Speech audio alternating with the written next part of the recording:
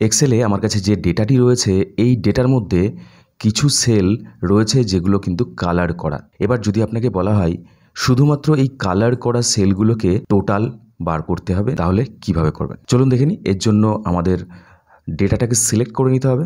Control এ press করে আমরা ডেটাটাকে select করে নেব। এরপরে কন্ট্রোল+F প্রেস করব, করার পরে ফাইন্ড অ্যান্ড রিপ্লেসের উইন্ডোটি ওপেন হয়ে যাবে। এবার এখানে দেখুন অপশানস রয়েছে, এখানে ক্লিক করতে হবে। করার পরে ফরম্যাটের ডান দিকে যে অ্যারোটা আছে এখানে ক্লিক করব। করার পরে চুজ ফরম্যাট ফ্রম সেল, তো এই অপশানে ক্লিক করব।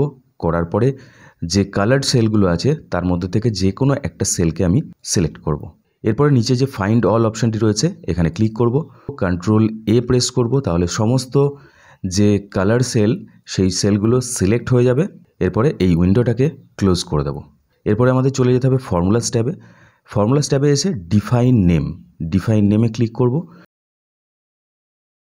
একটা নাম দেব, যেমন ধরুন আমি দিয়ে দিলাম ইয়েলো। দেওয়ার পরে আমি ওকে করে দেব।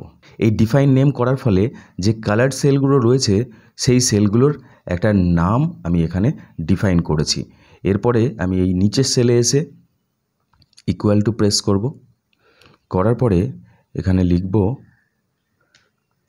সাম, bracket open, yellow, bracket close, enter. তাহলে শুধুমাত্র যে কালার করা সেলগুলো রয়েছে সেই সেলগুলোর টোটাল এখানে চলে আসবে।